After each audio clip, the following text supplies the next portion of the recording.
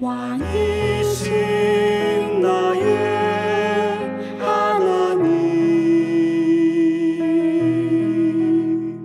내가 주를 높이고 영원히 주의 이름을 송축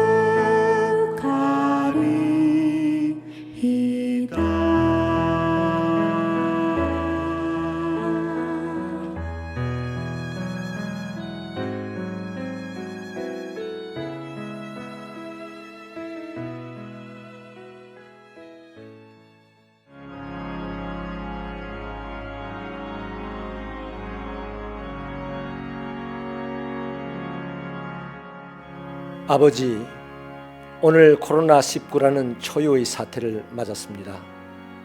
언제 끝날지도 알 수 없는 상황입니다. 힘을 모아서 함께 싸워야 할 때이건만은 두려움과 불평으로 우리 마음이 가득합니다. 힘써 싸우는 자를 축복하고 격려하지 못하였습니다. 감염된 자들을 치유를 위하여 중보하지 못했고 저들을 많이 비난하였습니다. 이 사태로 우리는 성전에 모이지 못하는 환경에 처했습니다.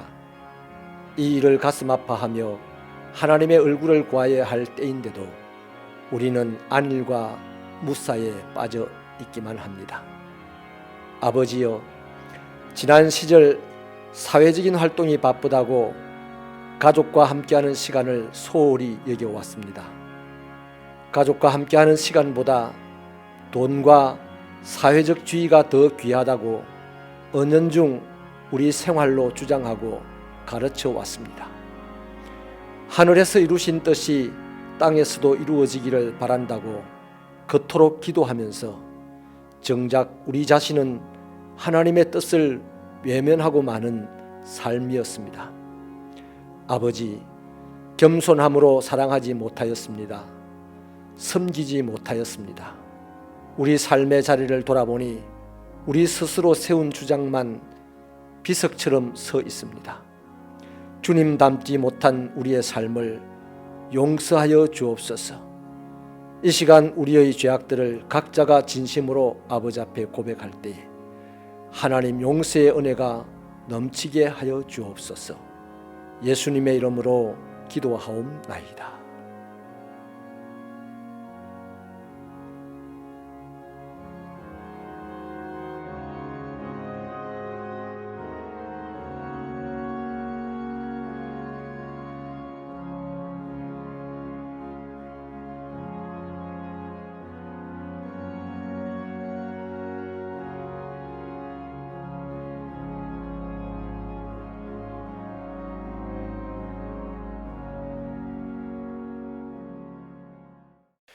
허물의 사함을 받고 그 죄의 가리움을 받은 자는 복이 있도다.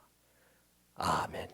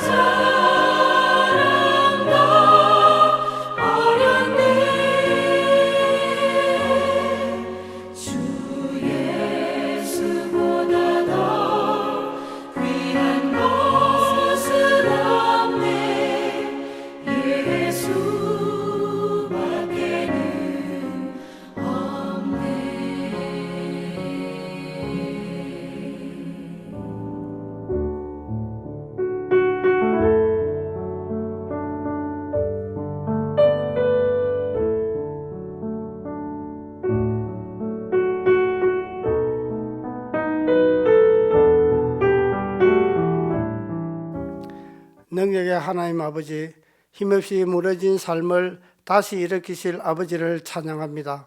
오늘도 거룩한 주일을 코로나19 사태로 가정에서 주님께 예배드리오니 영광받아 주시옵소서. 주님의 은혜로 모든 성도님들이 코로나19에 노출되지 않고 건강을 지켜주시니 참으로 감사드립니다. 코로나19가 우리나라는 물론 전 세계로 확산되는 심각한 상태로 힘든 상황에 처해져 있습니다.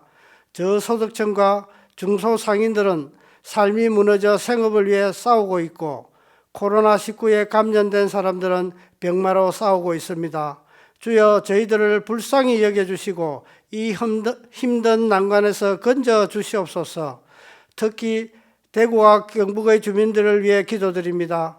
우리 모두가 주님께 머리 숙여 회개의 기도와 도움을 간구하는 기도를 드리는 믿음을 주시기를 원하옵나이다.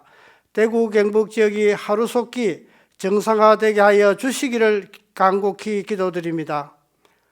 코로나19를 극복하기 위해 일선에서 뛰고 있는 지도자들과 의료진과 방역당국의 지혜와 능력을 다하여 주시고 최선의 방역이 이루어지게 하여 주시옵소서. 그들의 건강도 지켜 보호해 주시기를 간절히 기도드립니다.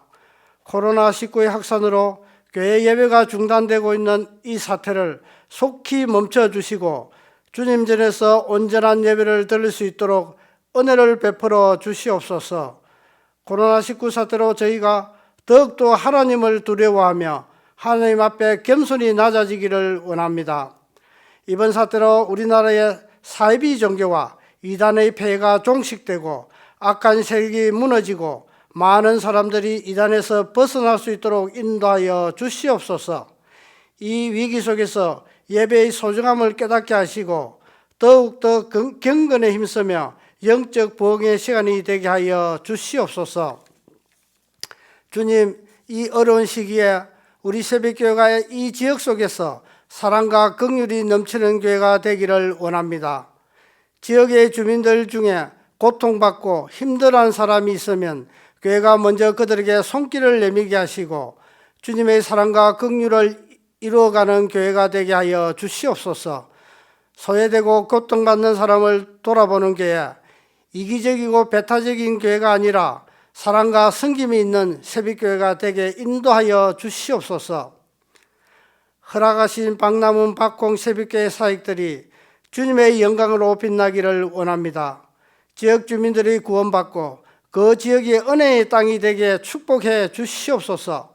목사님의 사역에 능력을 다해 주시고 건강을 지켜주시며 필요한 것들은 채워주시기를 간절히 기도드립니다.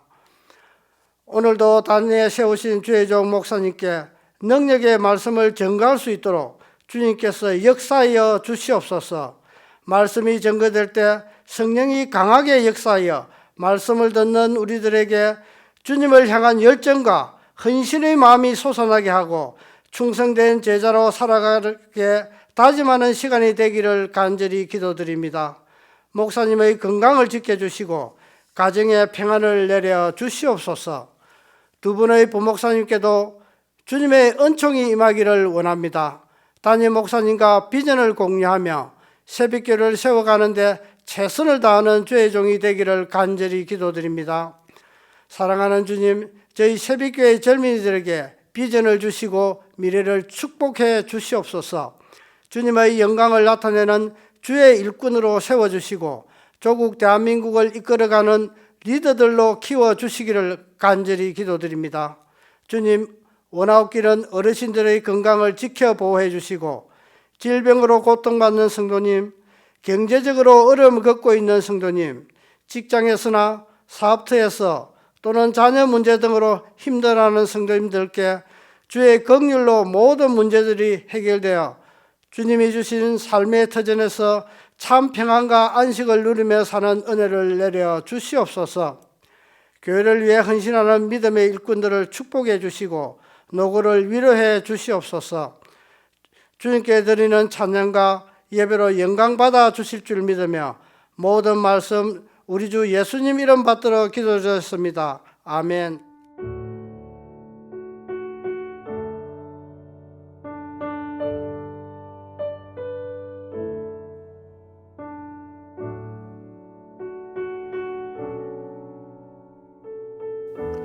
이 시간 우리에게 주시는 하나님의 말씀은 예레미야서 9장 20절부터 24절입니다. 구약 성경 1066페이지에 있습니다. 이 계시의 말씀을 읽어드릴 때에 하나님의 신령한 음성, 축복의 음성을 듣게 되기를 바랍니다.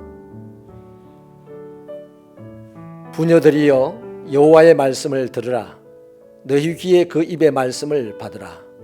너희 딸들에게 애곡하게 하고 각기 이웃에게 슬픈 노래를 가르치라. 무릇 사망이 우리 창문을 통하여 넘어 들어오며 우리 궁실에 들어오며 밖에서는 자녀들을 거리에서는 청년들을 멸절하려 하느니라. 너는 이같이 말하라. 여호와의 말씀에 사람의 시체가 분토같이 들에 떨어질 것이며 추수하는 자의 뒤에 벌어져 거두지 못한 곡식단같이 되리라 하셨느니라. 여호와께서 이와 같이 말씀하시되 지혜로운 자는 그의 지혜를 자랑하지 말라. 용사는 그의 용맹을 자랑하지 말라. 부자는 그의 부함을 자랑하지 말라. 자랑하는 자는 이것으로 자랑할지니 곧 명철하여 나를 아는 것과 나 여호와는 사랑과 정의와 공의를 땅에 행하는 자인 줄 깨닫는 것이라. 나는 이 일을 기뻐하노라. 여호와의 말씀이니라.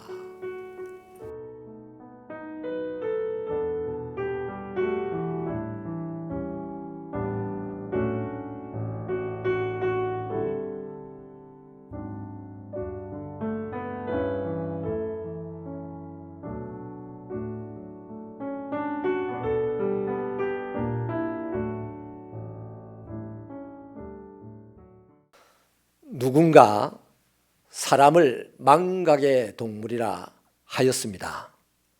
망각은 우리 인생을 살아갈 때에 장점도 있고 단점도 있습니다. 장점이라 함은 아무리 큰 슬픔을 당하였어도 세월이 지나면 잊는다는 것입니다. 그래서 다시 새로운 삶을 이루어 갈 수 있게 하지요. 망각에는 단점도 있습니다. 아주 중요한 깨달음이나 충격도 세월이 흘러가면서 잊어버린다는 것입니다. 그 결과 똑같은 잘못을 다시 범하게 되는 것이죠. 그래서 당하는 아픔이 이루 말할 수 없습니다. 그러므로 사람에게는 잊어버려야 되는 것도 있고 반드시 잊지 말아야 하는 것도 있습니다. 이것은 우리 그리스도인들에게는 더욱 중요한 이슈입니다. 우리가 하나님에 대하여 절대로 잊지 말아야 하는 것이 있습니다. 여러 가지가 있겠습니다마는 가장 원초적인 것은 하나님을 섬기는 것입니다. 섬김은 우리가 그리스도인이 될 때 하나님께서 분명하게 우리에게 요구하신 것입니다. 가장 오래된 근거 중에 하나가 출애굽기 3장 12절에 있습니다. 이 말씀은 하나님께서 모세를 이스라엘의 구원자로 세우실 때에 하신 말씀입니다. 그 백성을 애굽에서 인도하여 낸 후에 너희가 이 산에서 하나님을 섬기리니 이것이 내가 너희를 보낸 증거니라고 하셨습니다. 그렇습니다. 섬김은 히브리인들을 애굽에서 구원하여 내신 하나님의 구원의 이유입니다. 이것은 우리를 죄에서 구원하신 이유이기도 하지요. 그러므로 그리스도인들은 하나님을 섬기는 것을 잊어버리면 절대 안 됩니다. 하나님께서는 출애굽한 이스라엘 백성들에게 당신을 섬길 수 있게끔 하려고 두 가지를 주셨습니다. 하나는 율법입니다. 이후로 이스라엘 백성들은 율법을 지키면서 살아야 했습니다.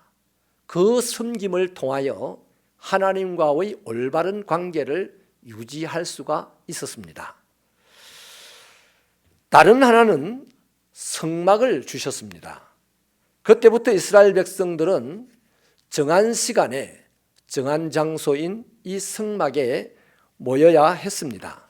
예배를 드리기 위해서죠.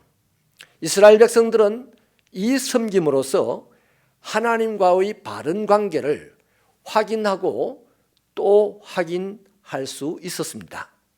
당연히 이스라엘 백성은 하나님을 점점 깊이 알게 되는 신령한 백성들이 되는 것이죠. 그들이 하나님을 잘 섬길 때 하나님께서 주시는 보상이 있습니다. 하나님 앞에서 제사장 나라가 되는 것입니다. 그들은 열방을 축복하고 세계 만민에게 하나님의 복을 흘려보내는 통로가 되는 것입니다. 여러분, 하나님을 섬기는 만큼 우리는 하나님을 알 수 있습니다. 예수님은 하나님을 아는 것이 영생이라고 하셨습니다. 바로 이것을 위하여 이스라엘은 애굽에서 구원을 받았습니다. 시내산에서 율법도 받았습니다. 하나님의 영광이 가득한 성막도 만들게 되었습니다. 안타깝기는 역사를 돌아보게 되면 성막은 언제 사라졌는지 알 수가 없습니다. 나중에 성막을 대신하여 솔로몬이 성전을 지었죠. 성막보다 훨씬 비싸고 고급지게 지어졌습니다. 그러나 그 안에서의 예배는 시간이 흘러갈수록 희화화되었습니다. 하나님께서 가증스럽게 여기는 우상들을 세울 때도 있었습니다. 하나님께로부터 받은 율법조차도 약한 사람을 정죄하는 독한 도구마로 사용되었습니다. 여러분, 그들에게 여전히 율법이 있었습니다. 성전도 있었습니다. 예배도 있었습니다. 그러나 그들은 하나님을 섬기지 않았습니다. 하나님을 알기를 싫어하였습니다. 오히려 세상을 더 알고 싶어 했었습니다. 자연히 하나님과의 관계가 올바르지 않고 깨어지게 되는 것이죠. 그럼에도 불구하고 성전은 계속해서 화려하고 웅장하게 꾸며졌습니다. 그럼에도 불구하고 하나님의 율법은 더욱 견고하게 세워졌습니다. 그래서 결국 어떻게 됩니까? 하나님께서 그들이 드리는 예배를 보고 토가 나올 지경이라고 하였습니다. 그들이 읊조리고 가르치는 율법 때문에 백성들은 더욱 불행하여졌습니다. 왜 그랬을까요? 하나님을 섬기지 않았기 때문입니다. 그들은 하나님과의 관계가 깨어진 채 오랜 세월을 보냈습니다. 그러다 보니 성전이 있고 율법이 있어도 하나님을 알지 못하는 백성이 되었던 것입니다. 여러분, 하나님은 자기 백성들이 당신을 섬기기를 원하십니다. 이것을 우상에게나 다른 누구에게도 빼앗기지 않겠다고 하셨습니다. 성경은 꼭 이 부분에서만큼은 하나님을 표현하기를 질투하시는 하나님이라고 하셨습니다. 그러므로 선택받은 하나님의 백성들, 선택받은 그리스도인들은 하나님을 반드시 섬겨야 합니다. 잊으면 안 됩니다. 하나님을 섬기지 않을 때에 하나님은 틀림없이 거기에 대한 반응을 하십니다. 하나님의 반응이 어떨까요? 어느 날 재앙이라는 징계를 들고 나오십니다. 그것이 우리의 삶의 자리에 나타날 때에는 칼과 기근과 전염병으로 나타나는 것입니다. 다시 말하면 하나님께서는 전쟁과 경제적 빈곤과 온 나라에 두루 퍼져가는 전염병을 사용하십니다. 하나님은 예레미야에서만 칼과 기근과 전염병이라는 이 재앙의 세 단어를 묶어서 18번을 표현하고 있습니다. 그만큼 확실하고 분명하게 임한다는 것이죠. 하나님은 왜 이 무서운 재앙들을 일으키셔서 백성들에게 보여줄까요? 하나님의 백성들이 하나님을 올바로 섬기는 자리에 제대로 돌아오기를 원하셨기 때문입니다. 그래서 하나님과의 관계가 바르게 정립되고 그 속에서 하나님을 아는 백성들이 되기를 바라셨기 때문입니다. 오늘 본문은 하나님을 알기를 더 이상 싫어하는 이스라엘 백성들을 향한 하나님의 마지막 경고입니다. 머지않아 이스라엘은 동방에서 일어나는 거대한 제국 바벨론에게 멸망을 당할 것입니다. 솔로몬 성전도 그때 무너지게 될 것입니다. 율법을 담았던 법궤도 그때 사라지게 될 것입니다. 그날에 일어날 참상이 가공할 만합니다. 예레미야 9장 21절은 이렇게 말하죠. 무릇 사망이 우리 창문을 통하여 넘어 들어오며 우리 궁실에 들어오며 밖에서는 자녀들을 거리에서는 청년들을 멸절하려 하느니라. 어른들의 눈앞에서 젊은이들이 죽어간다는 것입니다. 부모가 보는 눈앞에서 자녀들이 죽임을 당한다는 장면입니다. 이 처참한 장면은 이미 천년 전 조상들의 출애굽을 방해하였던 애굽에 내려졌던 장자의 죽음 재앙입니다. 그러니까 이 끔찍한 재앙을 하나님께서 하나님의 백성들에게도 내리신다는 경고입니다. 아니, 내용을 보면 그때보다 훨씬 더 끔찍합니다. 22절 이하에 보면 한꺼번에 죽임을 당하는 사람이 너무 많아서 장례를 치를 여유가 없었습니다. 그래서 시체들을 거리에 그냥 방치했다고 합니다. 여러분, 호세아 선지자는 이스라엘 백성들이 망하는 이유를 여호와 하나님을 아는 지식이 없기 때문이라고 했습니다. 그러면서 몸부림치고 외치기를 돌아오라, 우리가 여호와를 힘써 알자고 하였습니다. 하나님이 누구십니까? 오늘 본문 24절은 이 땅에 사랑과 정의를 또 공의를 행하는 분이라고 표현하고 있습니다. 이것을 깨달아 알기를 원하신다고 하나님이 직접 말씀하십니다. 제가 목회적 관점에서 이 공의와 정의를 자주 해석해 들었던 적이 있죠. 공의는 하나님과의 바른 관계요, 정의는 인간과의 바른 관계입니다. 이것은 반드시 사랑만으로만 실현될 수 있고 완성될 수 있는 것입니다. 그러니까 하나님을 사랑하고 사람을 사랑하면 하나님과의 관계도 사람과의 관계도 바르게 유지해 나갈 수가 있다는 것이죠. 애굽 사람들은 하나님께서 사랑으로 공의와 정의를 이루시는 분이라는 사실을 알지 못하였습니다. 그래서 그들의 이웃인 이스라엘 백성들을 학대해 왔죠. 하나님을 무시해 왔습니다. 이스라엘을 다스린 지 400년 만에 하나님의 구원의 일을 방해하다가 죽음의 그림자가 집집마다 들이닥친 것입니다. 물론 하나님은 그들에게 선지자를 통하여 살 수 있는 방법도 가르쳐 주었습니다. 그러나 그들은 듣지 않았습니다. 오히려 조롱하였습니다. 그리고 그렇게 처참하게 죽임을 당하였습니다. 본문은 천년의 세월이 지난 시점입니다. 애굽에서 구원받은 이스라엘 백성들이 천년 전 애굽과 똑같은 모습으로 변해 있다는 것이죠. 하나님을 알지 못합니다. 하나님을 섬기지 않습니다. 그들에게는 무너지지 않을 만큼 단단해 보이고 웅장해 보이는 성전이 있었습니다. 누구도 받지 못한 율법도 있었습니다. 그 율법을 달달 외우는 학문적 지식도 있었습니다. 놀랍게도 이것이 그들의 자랑거리였습니다. 이것 때문에 그들은 많은 사람들에게 부러움도 샀습니다. 더 이상 유대인들에게는 굳이 하나님이 필요치 않았습니다.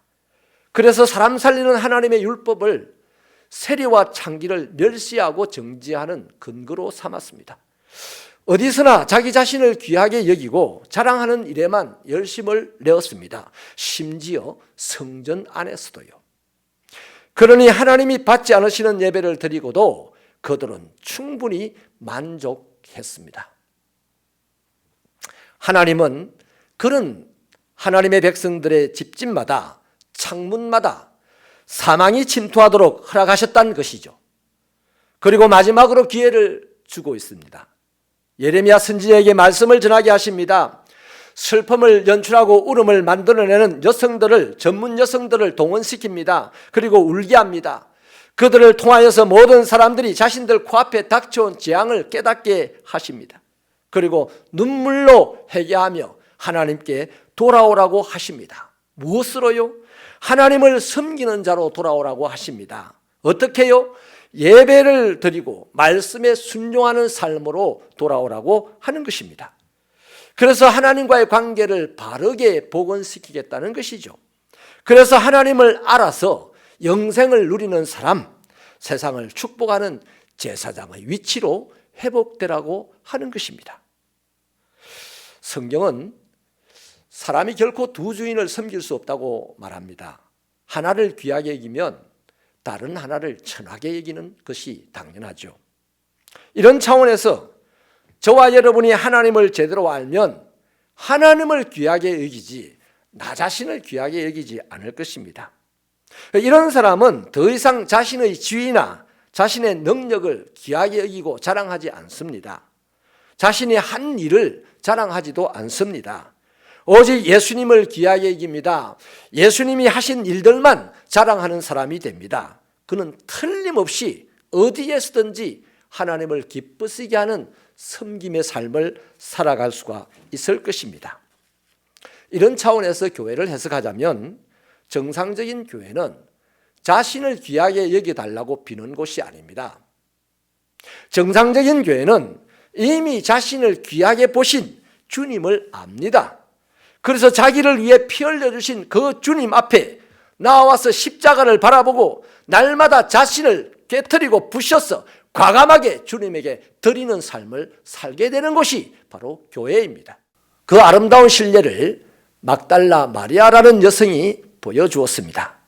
그 여인은 평생을 향수 하나를 귀하게 여기고 살았습니다. 하지만 예수님을 알고 난 이후에는 그가 과감하게 옥합을 깨뜨려서 향수를 예수님의 발에 부어 세제로 사용하고 말았습니다.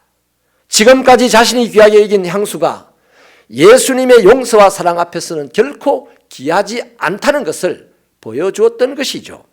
예수님께서는 마리아의 이런 마음가짐과 태도를 귀하게 여기시고 복음이 전파되는 곳마다 그가 한 일을 기억하게 하셨습니다.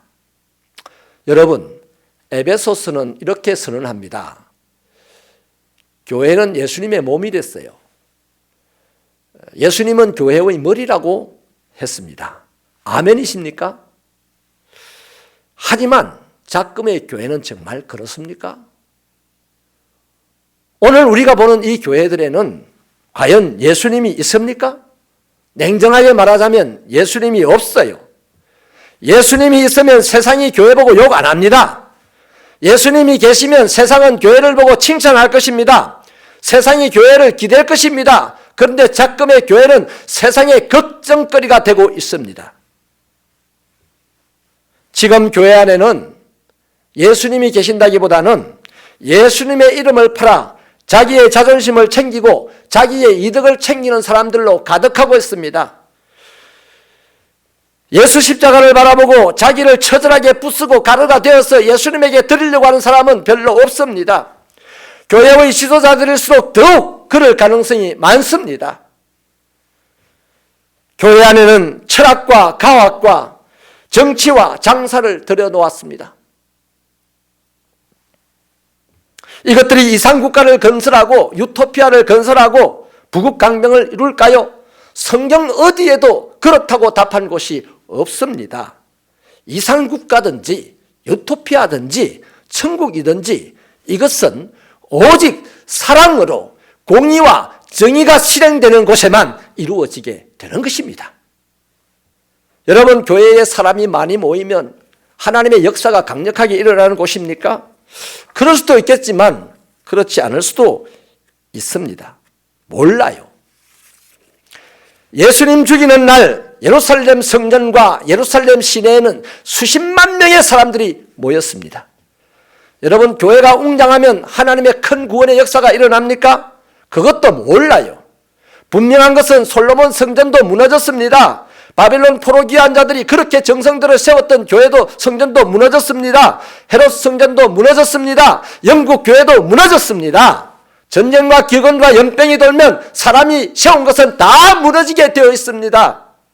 웅장하고 화려할수록 그 무너짐의 비참함은 클 뿐입니다. 전쟁과 기근은요, 국민이 단합하면 어느 정도 회생할 수가 있다고 합니다. 그러나 전염병은 국민이 아무리 단합해도 불가능합니다. 그러므로 나 자신이 하나님과의 관계를 바르게 세울 때 이 전염병은 막을 수가 있습니다. 이런 차원에서 코로나19가 만연한 지금 이것은 우리에게 절호한 절묘의 찬스입니다. 기회입니다. 우리는 하나님과의 바른 관계를 다시 시작해야 됩니다. 이제 가정에서부터 시작하십시다. 우리 각 개인이 가정에서 하나님을 섬기십시다. 가정 예배를 드림으로 섬기십시다. 하나님과의 관계를 거기서 확인하십시다. 아버지가 가정의 제사장이 되셔서 예배를 드려 보십시오. 부모가 자식을 가슴에 품고 하나님께 나아가 보십시오. 슬픈 일이 있을 때는 눈물로 회개하며 하나님께 기도해 보십시오. 가정에서 시작해 보십시오. 이때 하나님과 나와의 관계가 확인되어집니다. 하나님과 우리 가정의 관계가 확인되어집니다. 하나님과 우리 자녀의 관계가 확인되어집니다. 하나님이 말씀하시는 사랑으로 이루는 공의와 정의는 우리 각 개인의 가정에서부터 출발해야만 하는 것입니다. 말씀을 마치겠습니다. 설교자는 사람의 반응을 살펴보지 않습니다. 하나님의 반응을 살펴봅니다. 설교자는 사람의 마음을 선동하거나 조작하려고 들지 않습니다. 하나님의 뜻을 전할 뿐입니다. 저는 이 시대 이 상황 앞에서 새벽교회 성도들을 섬기는 설교자로서 말씀을 드립니다. 오해하지 말고 새겨서 들어주십시오. 그리스도인들이 해야 될 본분은 하나님을 섬기는 것입니다. 지금은 교회 건물에 모인다고 답이 아닙니다. 가정에서부터 시작되어야 합니다. 원점에서부터 출발해야 합니다. 가정에서 예배드리고 가족끼리 정의를 구현해 보십시오. 무엇으로요? 사랑으로 하십시오. 그럴 때 우리는 더욱 하나님과 밀접한 관계가 되고 하나님을 알아서 영생을 누리는 삶이 됩니다. 하나님과의 관계가 바른 개인과 가정이 되어야만 합니다. 그래서 그런 개인, 그런 가정이 335 모일 때에 두세 사람이 주의 이름으로 모여도 그것은 교회가 되고 그것은 세상을 구원하는 거룩한 기관이 될 것입니다. 하나님의 축복은, 하나님의 생명은 우리 각 개인과 가정에서 시작되는 것입니다. 그 사람들로 모이는 새벽교회가 되기를 주 예수의 이름으로 부탁합니다. 하나님 아버지, 이제 우리는 다시 하나님과의 관계를 설정하고 하나님이 우리의 왕이 되고 우리가 하나님의 자녀가 되었어. 우리 개인의 심령에 하나님의 나라가 세워지고 우리의 각 가정에 하나님의 나라가 세워지며 그 하나님의 나라가 모여서 교회를 이루어 이 세상을 구원하는 하나님의 거룩한 기관이 되도록 축복하여 주옵소서.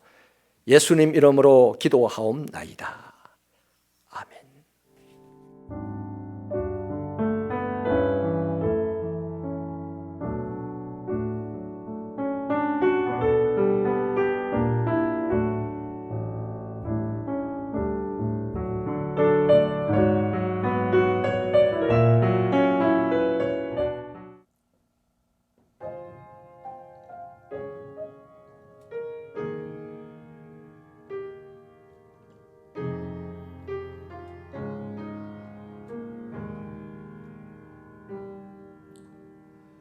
내 백성이 나를 떠나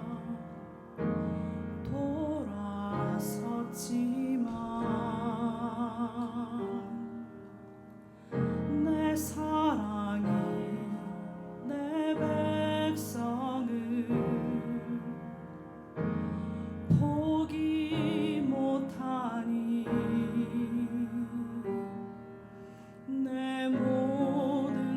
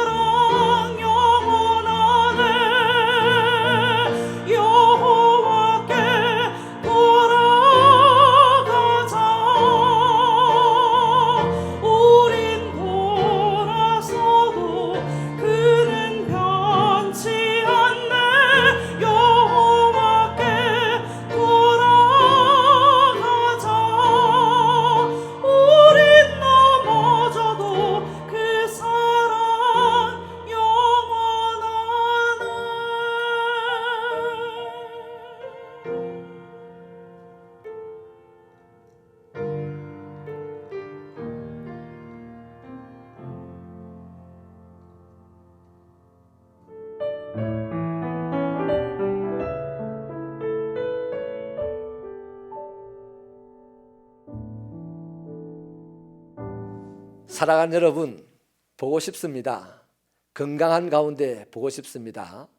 하나님을 열렬하게 사모하는 가운데서 우리 다시 보고 싶습니다.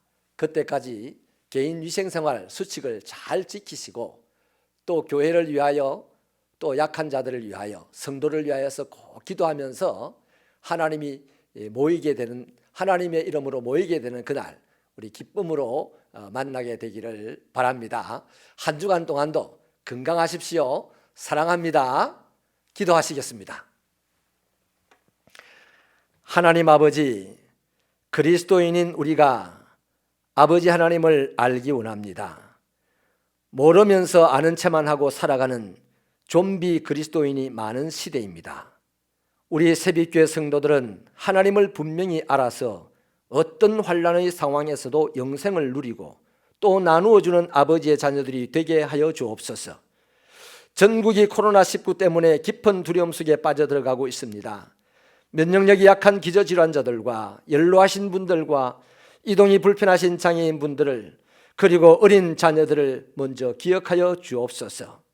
저들 안에 용기와 평안을 주시고 하루하루 달라지는 상황에 대하여 적절하게 대처할 수 있는 지혜와 건강도 허락하여 주옵소서. 일선에서 싸우는 행정관료들과 의료인들의 건강도 지켜주시옵소서. 아버지 하나님, 코로나19가 야기하는 이 두려움도 전파되겠지만 하나님의 사랑과 평안은 더 크게 전파될 줄로 믿습니다. 우리 그리스도인들에게 중보기도와 절제와 나눔을 실천할 수 있는 은혜를 주시옵소서. 이것이 하늘의 평안을 불러오고 사회에 만연한 불안과 혐오와 두려움을 몰아내는 힘이 될 줄로 믿습니다. 한계를 정하지 않고 쓰고 먹던 인간의 탐욕에서 이렇게 시작된 이번 사태 앞에 교회가 세상과 다른 모습을 보일 수 있게 하여 주시옵소서. 그동안 교회가 세상과 크게 다르지 않았음을 고백합니다. 우리를 불쌍히 여기셔서 이제부터라도 교회가 해야 할 일과 교회가 하지 말아야 할 일을 분별하고 실천하는 저희들이 되게 하여 주시옵소서. 아버지 하나님, 언제 어떤 상황에서도 하나님을 섬기는 것이 우리의 본분입니다. 가정에서 예배드림으로 이 상황에서도 하나님과의 바른 관계를 확인하게 하여 주옵소서. 또한 삶의 자리에서 하나님의 말씀에 순종함으로 하나님과의 바른 관계를 유지하게 하여 주옵소서. 그래서 이 땅을 살아가는 동안 제사장이 되어 우리의 이웃과 사회와 민족과 열방에까지 하나님의 축복을 나누는 요셉의 가지 같은 우리의 인생이 되게 하여 주옵소서. 땀을 흘려 수고하는 한 주간의 일에도 갑절의 복을 주시옵소서. 우리의 신원을 강건하게 하여 주셔서 가정과 교회와 직장과 사회에 유익을 끼치는 한 주간이 되게 하여 주옵소서. 예수님의 거룩한 이름으로 기도하옵나이다. 아멘.